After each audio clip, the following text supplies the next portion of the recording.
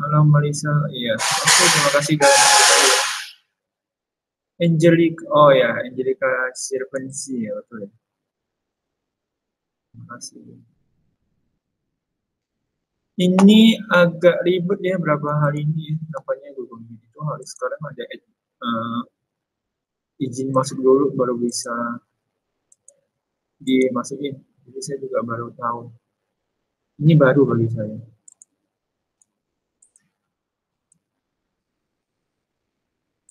Nah, jadi dari tadi saya harus menunggu teman-teman Anda ini dulu. Saya tunggu ya, jadi bentar ya. Tapi bagus juga sih seperti ini. Ini saya bisa langsung tahu siapa yang belum masuk, siapa yang sudah masuk.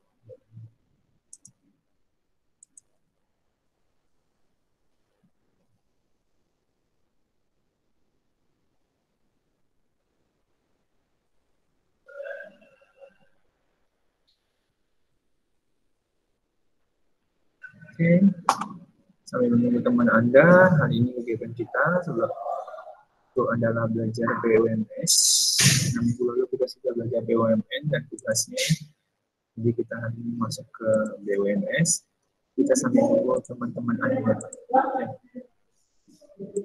Jadi sambil menunggu teman-teman Anda untuk mulai. Jadi saya sambil present dulu. Habis ini kegiatannya adalah setelah uh, saya presentasi ada tugas itu kuis lagi BUMS. Jadi kebetulan untuk KD2 ini 2 kali KD8 ya, kalau ada enggak sebutannya adalah KD kedua dalam semester 2 ini kita akan adakan 2 kali kuis untuk KD2 semester 2. Oke, sebelum itu saya mau tanya dulu, apakah suara saya dengan jelas? Halo? Apakah suara saya dengan jelas? Tes 2. Oke, terima kasih. Baik, terima kasih.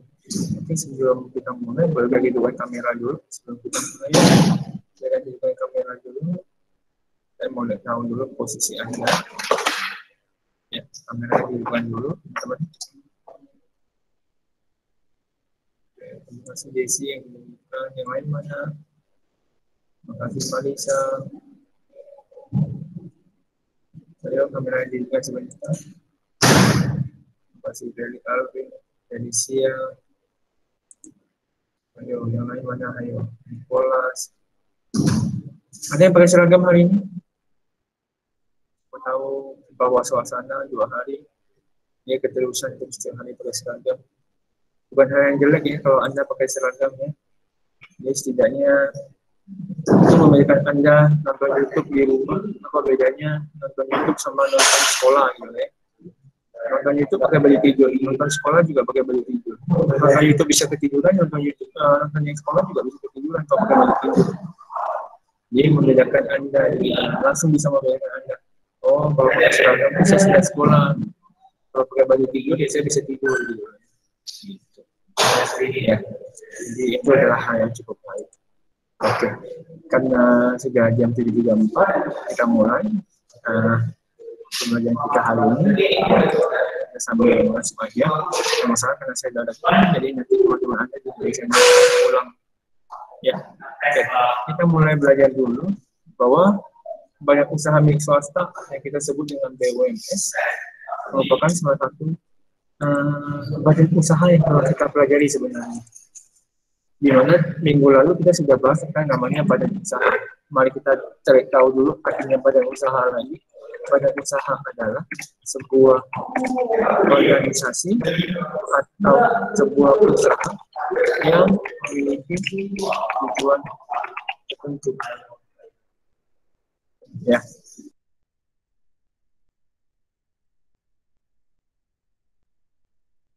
Oke. Jadi kalau secara badan usaha ini, badan usaha itu punya tujuan tertentu pastinya. Oke. Adakah yang udah cari? Maksudnya kayak udah cari. Apa sih tujuannya dari BUMS? Dari BUMS itu apa sih? Halo teman-teman.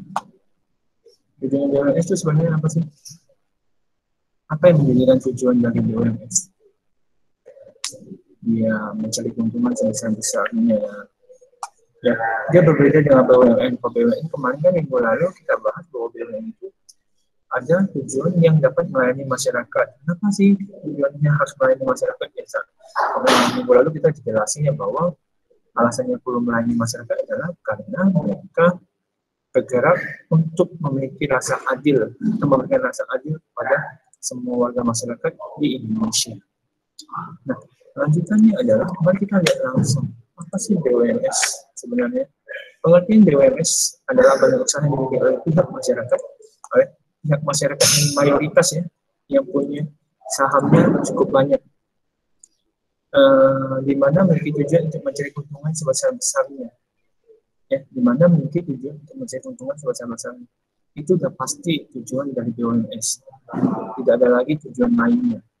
Ya, ya logikanya biasanya kalau Anda mendirikan sebuah usaha, bukan yayasan ya, yayasan beda lagi. Yayasan itu bukan usaha. Ya.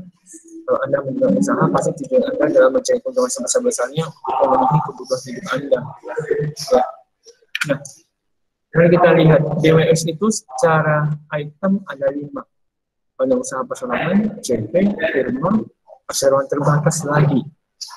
Perseroan terbatas itu adalah sebuah badan usaha yang sama persis kayak di BUMN, cuman sekarang bedanya adalah dia kepemilikannya punya masyarakat. Kita kasih contoh.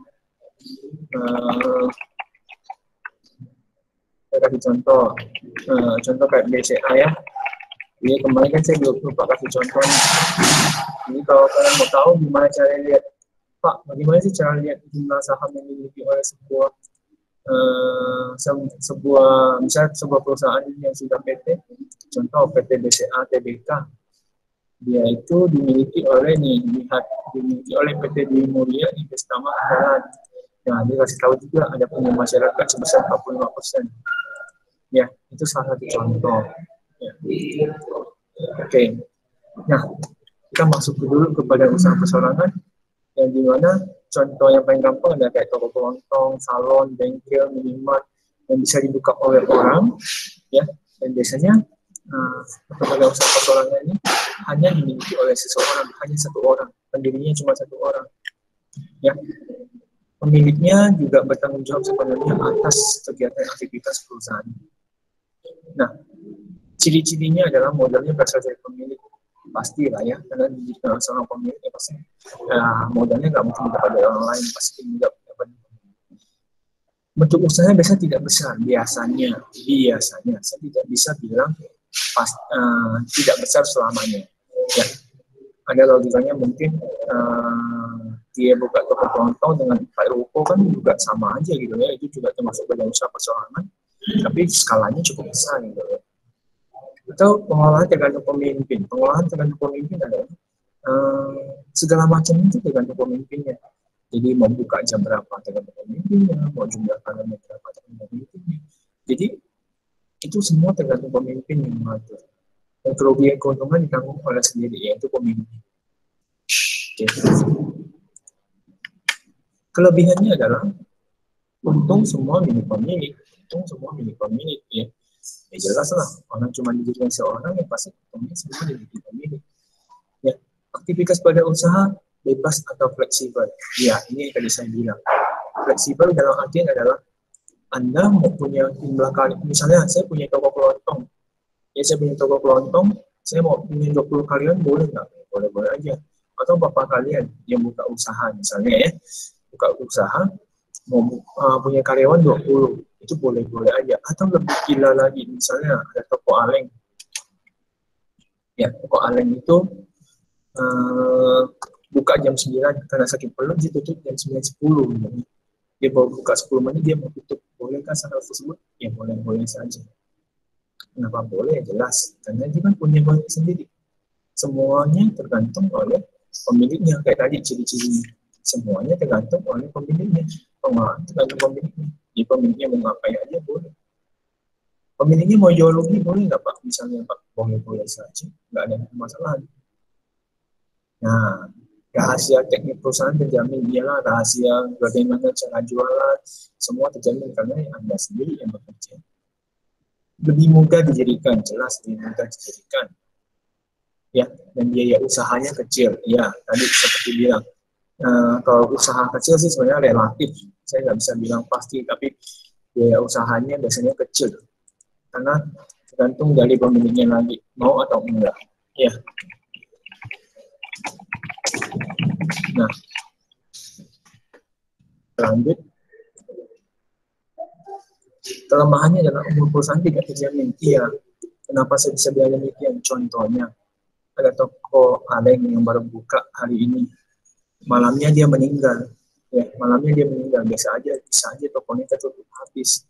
Ya, karena tadi saya sudah bilang bahwa semua tergantung oleh pemilik. Jadi kalau misalnya tiba-tiba, contoh kayak tadi ya, toko kaleng baru buka pagi-pagi jam 9, karena sakit jantung dia meninggal di jam 6 malam, ya tutup usaha dia. Ya, karena nggak ada struktur organisasi yang jelas kan, semua diatur oleh pemilik. Modal besar kecil tergantung pemilik. Iya, itu ya kelemahan dari banyak usaha nih swasta. Karena banyak usaha perorangan itu semua tergantung oleh pemilik. Ini mau gimana pun tergantung pemilik. Kemajuan perusahaan sangat tergantung skill pemiliknya. Kalau skill pemiliknya kurang bagus, ya pasti perusahaannya juga bakal jelek gitu. Dan terakhir adalah karyawan tidak mudah berkembang. Apa alasannya, Pak? Karena struktur organisasinya pendek. Biasanya kalau Anda tahu pada usaha perusahaan itu pemilik itu bawahnya langsung karyawan. Jadi nggak mungkin dong karyawan bisa jadi seorang pemilik, ya karena struktur organisasinya pendek. Seperti itu bisa terjadi. Oke, sampai di sini dulu antara ciri-ciri sama kelebihan dan kelemahan. Ada pertanyaan dulu dari Yes2?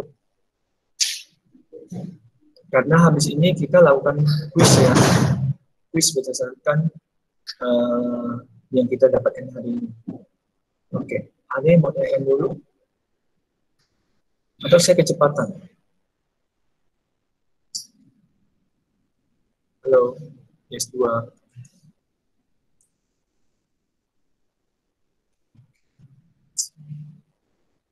Ini cuma ada Brigita, Felicia, Marisa, yang lainnya nggak tahu. Brigita, Felicia, Marisa, dan Marisa, tim tunggalnya dan yang lain nggak ada ya? Oke, terima kasih sudah mau menjawab. Oke, nah, lanjutannya adalah sistematika keuangan yang dari minggu lalu kita sudah belajar. Untuk sistematika keuangan itu dimulai dari pendapatan, nanti sama dikurangi beban, nanti dapat laba, ya dapat laba aja berarti laba bersihnya sebuah perusahaan. Nah, kalau untuk sistematika keuangan pada usaha perseorangan itu prioritasnya ke pemilik dulu. Dikasih pemilik, baru pemilik sisanya kasih ke toko. Ya, itulah pada usaha perseorangan dan berputar demikian. Ya, jelas lah. Pada usaha perseorangan kan dirinya sendiri ya, nggak mungkin sharing ya keuntungannya ya. Biasanya dia akan fokus dulu kepada pemiliknya dulu. Jadi semua keuntungan pemilik akan kasih ke pemiliknya dulu. Nanti dia mau kembali ke toko berapa terserah dia. Ya, dia punya uang berapa mau disisain ke toko ya terserah dia. Yang penting dia untung dulu. Boleh. Ini sistematika keuangan pada usaha perseorangan. Sampai sini ada pertanyaan dulu.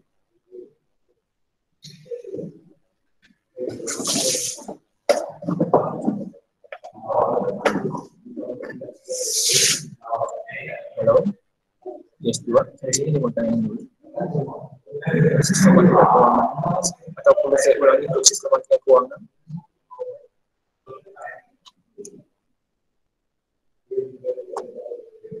Oke, saya ulangi ya.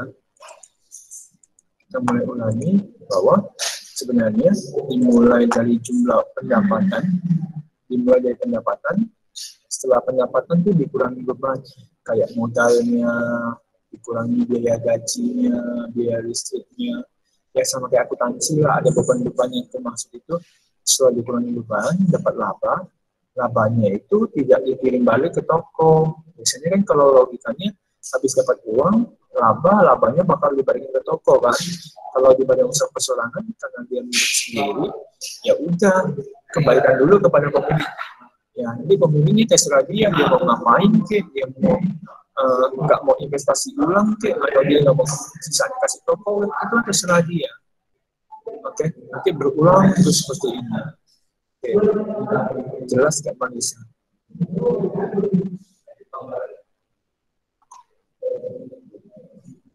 Oke, yang lain gimana selain Manisa? Ini Manisa nggak ulangi. Ada yang perlu ulangi lagi nggak? Oke, terima kasih banyak. Oke, saya lanjut.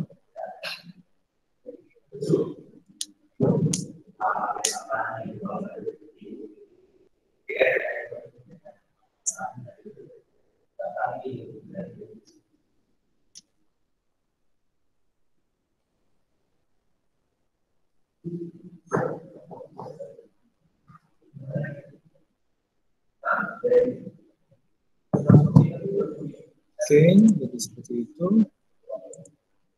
Nah, lanjutannya adalah bahwa selain dari badan usaha personal adalah CP. Nah, bedanya badan usaha personal sama CP itu yang pertama adalah CP itu didirikan oleh 2 orang atau biasanya disebut dengan 2 sekutu. Ya, mau sekutunya berapa orang itu terserah, yang penting sekutu, ada sekutu pasif dan sekutu aktif. Sekutu pasif itu adalah orang yang bertindak sebagai pemberi modal dan tidak ikut mengelola aktivitas manajemen perusahaan.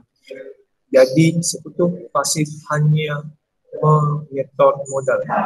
Sekutu pasif hanya menyetor modal tanpa menyentuh uang, tanpa mengelola aktivitas perusahaan. Kalau sekutu aktif, dia harus wajib mengurus aktivitas perusahaan. Jadi dia yang membuat keputusan, dia yang susun jumlah karyawannya, dia yang susun bagaimana sistem perusahaan. Itu adalah sekutu aktif. Ya.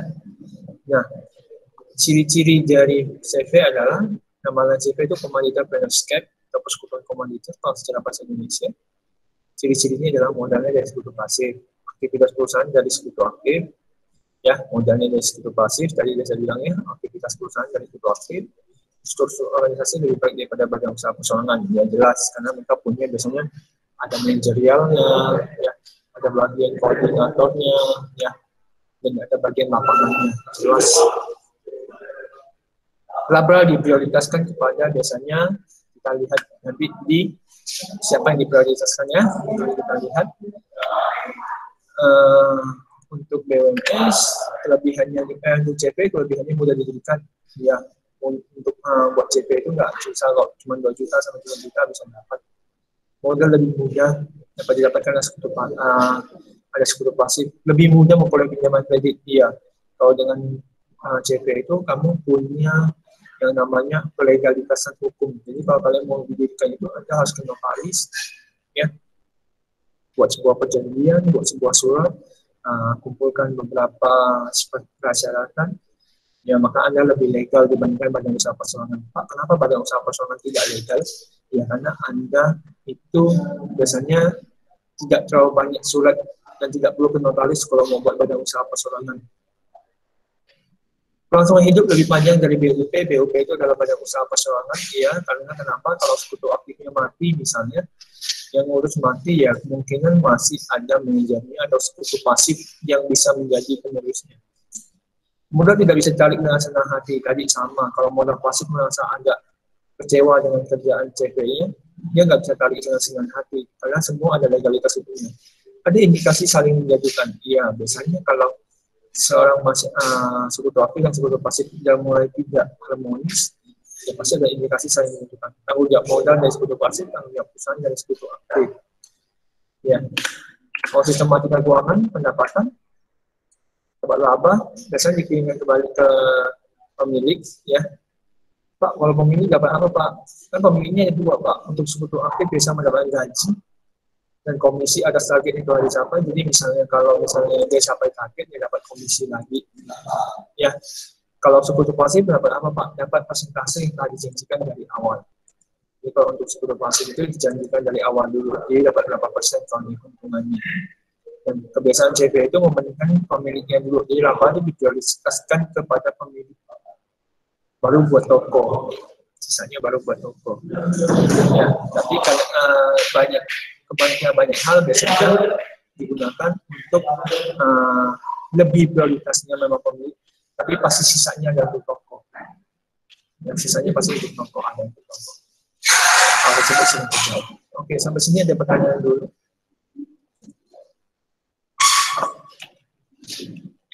Ada yang ingin ditanyakan atau ada yang ingin diulangi?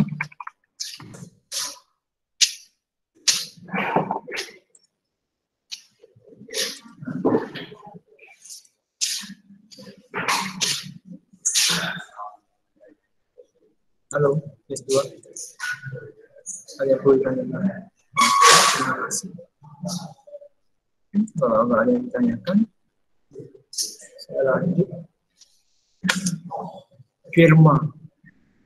Firma itu sama kayak CV, dia harus diberikan lebih dari satu orang. CV sama firma itu harus diberikan dari satu orang. Dan lucunya firma adalah dia nama perusahaannya wajib mengandung nama pemilik. Kalau tidak mengandung nama pemilik tidak boleh. Ya, tidak boleh. Jadi bedanya CV sama firma adalah biarpun sama-sama diberikan dua orang, kalau firma itu harus ada nama orang pemiliknya ketika didirikan. Nah, dia punya keunikan jika salah satu pemilik tidak mau melanjutkan maka bisa dibubarkan. Nah, itu jeleknya. Ya, itu jeleknya. Ya, itu jeleknya bahwa kalau misalnya satu orang aja nggak mau, misalnya ada di sini ada Felicia, Desi, Jennifer ya. Felicia, Desi, Jennifer mau buat firma. Ya, namanya ya jadi firma Felicia, Desi, Jennifer misalnya. Atau firma Felicia dan kawan-kawan misalnya. Nah, kalau satu aja misalnya contohnya Desi nggak mau, tapi Felicia sama Jennifer masih mau melanjutkan, hal yang terjadi adalah mereka bubarkan dulu, habis itu buat ulang lagi firmanya. Jadi sisa Felicia sama Desi misalnya. Kalau misalnya Jennifer nggak mau misalnya, ya. Jadi seperti itu. Nah, ciri-cirinya modalnya bersama dari jumlah pendiri. Kalau jumlah pendirinya makin banyak, ya makin bagus. Kalau makin sedikitnya makin sedikit juga. Itu hal pertama. Memakai nama bersama, tanggung jawab dan risiko ditanggung jawab bersama, punya wewenang masing-masing. Nah, lanjutannya adalah kelebihannya juga mudah didirikan, sangat mudah didirikan, ya. Dan dia juga legalitas terhadap hukum, ya. Jadi mudah mengajukan hutang atau kredit dimanapun. Modalnya besar tergantung jumlah pemilik, tanggung jawab bersama. Kelemahannya adalah kelangsungan hidup paling pendek. Kenapa paling pendek? Karena bisa akibat pendapat anggota yang meninggal atau ada yang mau keluar, itu harus dibubarkan.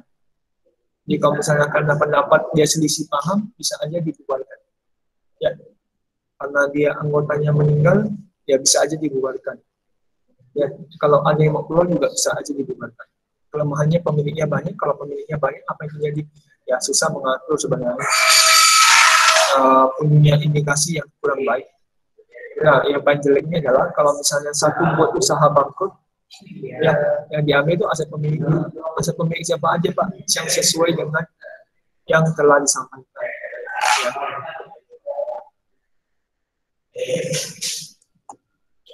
Oke, lanjutannya adalah firma punya pendapatan, setelah itu dikurangi beban. Oke.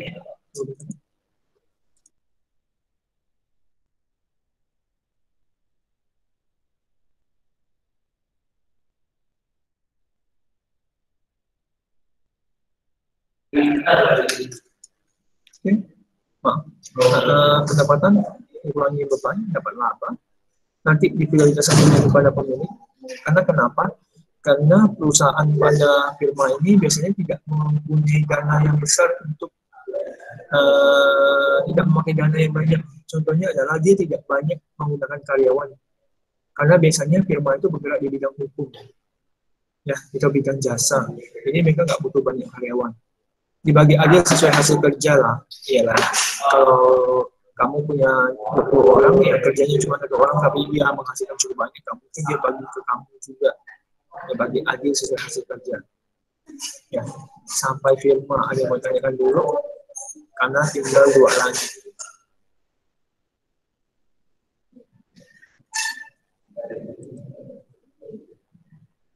Oke, sampai di rumah ada buat tanya dulu.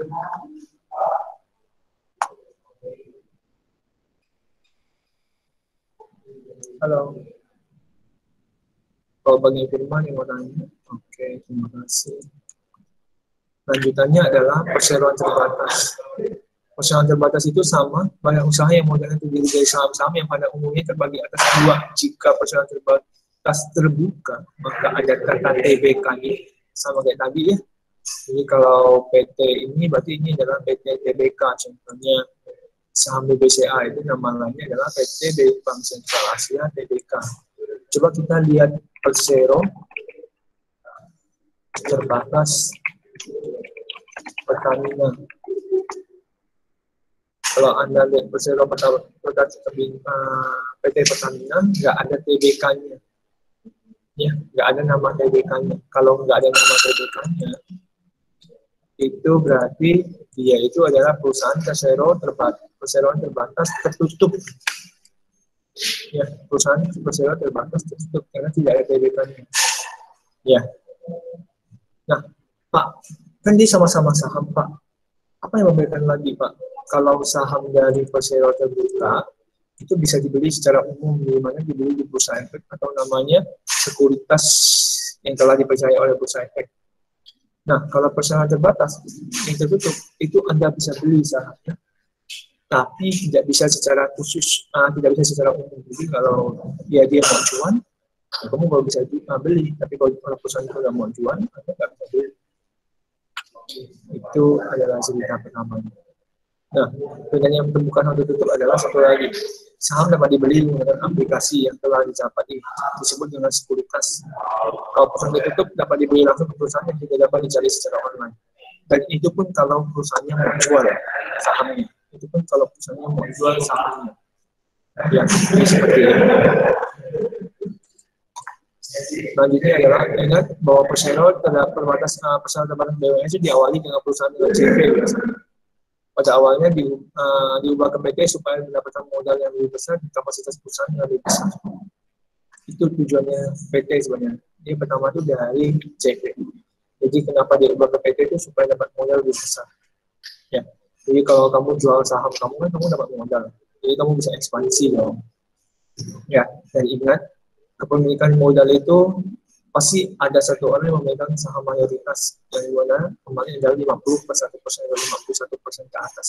Wajib ada satu orang. Nggak boleh, nggak mungkin dibagi rata. Pak, ada nggak Pak perusahaan saham yang sahamnya itu 20%, 20%, 20%, 20%? Nggak mungkin, nggak ada. Nggak ada yang punya saham 20%, 5 orang dibagi 5, nggak ada. Pasti punya satu orang. Itu syarat PT dulu sebenarnya. Sisi persentase yaitu persentasenya 51% dipilih oleh swasta karena ini BUMS ya, karena ini BUMS maka harus swasta, sisanya bebas masyarakat ada terserah. Dalam pembuatan keputusan perusahaan harus diadakan namanya RUPS, rapat umum pemegang saham. Ya, sistematika keuangan adalah pendapatan, kamu kurangi dengan beban, ya. Kamu kurangi beban. Ada kali kemarin semester minggu lalu kita sebutkan laba ditahan. Harus ingat kalau persero terbatas itu diprioritaskan dengan kepada perusahaan dulu atau yang kita sebut dengan diinvestasi. Ya, sama seperti BUMN, sisanya akan dijadikan dividen untuk pemilik. Ya, sama dengan BUMN. Oke, sampai sini ada yang mau ditanyakan? Oke, saya ulangi. Pendapatan, setelah itu kamu pasti mendapat laba kamu kurangi sama beban, dapat laba ditahan atau laba yang belum dibagikan atau laba yang belum dirapatkan dengan RUPS. Nah, itu pasti Anda prioritaskan dulu kepada perusahaan yang disebut dengan investasi. Sama seperti di BUMN, saya dijadikan dividen untuk pemilik. Ya, pemiliknya nanti sisanya baru nanti ulangi lagi seperti itu. Pak, jadi kalau saya sebagai pemilik saham untuk lainnya apa Pak? Kalau saya nggak dapat dividen Pak, ya profit gain itu adalah harga saham Anda naik. Kalau harga saham Anda naik, Anda bisa jual, Anda bisa dapat untung. Ya, jadi seperti itu. Oke, sampai sini. Sebelum saya masuk ke bagian akhir daripada BUMS, ada yang mau ditanyakan?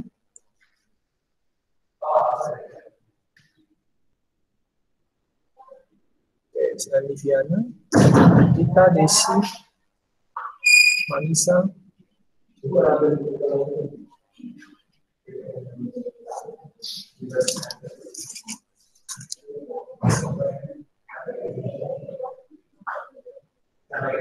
ya.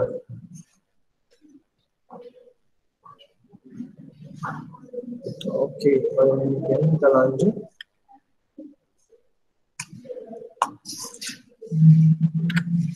Terakhir adalah perusahaan dagang. Perusahaan dagang ini sebenarnya adalah sama seperti badan usaha perseorangan, cuma bedanya adalah badan usaha perseorangan itu biasanya dalam bidang jasa, kalau perusahaan dagang itu adalah perusahaan yang dikelola oleh seorang pemimpin, sama, tanggung jawabnya sama, cuma bedanya adalah kalau di PD itu perusahaan dagang itu nggak ada yang pernah memberikan jasa. Dia hanya langsung menjual barang jadi atau lebih tepatnya bisa dengan distributor, tidak lagi mengelola barang itu lagi. Jadi kalau kamu beli pasir ya kamu nggak olah lagi jadi apa, nggak perlu olah lagi. Kamu beli bubuk kopi, Anda nggak perlu jadi jualan jadi eksperimen kopi. Ini namanya badan usaha perseorangan, bukan perusahaan dagang. Pak, bagaimana kalau saya jual bubuk kopi, saya beli bubuk kopi, habis itu saya jual kembali bubuk kopi, bagi Anda termasuk perusahaan dagang. Modal berasal dari pemilik, pengusaha tidak besar biasanya sama, pengelolaan dengan pemimpin. Cuma ciri-ciri yang bertambah adalah memiliki tempat yang besar karena harus memiliki tempat untuk display. Ya, jadi Anda punya tempat untuk display. Kalau perusahaan jasa, badan usaha perseorangan nggak perlu. Kalau Anda salon kan Anda nggak perlu tempat yang besar, ya, Anda punya tempat untuk cocok untuk salon Anda. Kelebihannya sama, cuman yang kelebihannya tambahannya adalah tidak perlu lagi mengolah produk, tidak perlu mengolah produk lagi. Cuman kelemahannya adalah Anda harus memiliki tempat untuk mendisplay. Ya, sistematika keuangannya sama persis dan tidak ada beda dengan badan usaha perseorangan. Sampai sini ada pertanyaan. Jadi udah habis.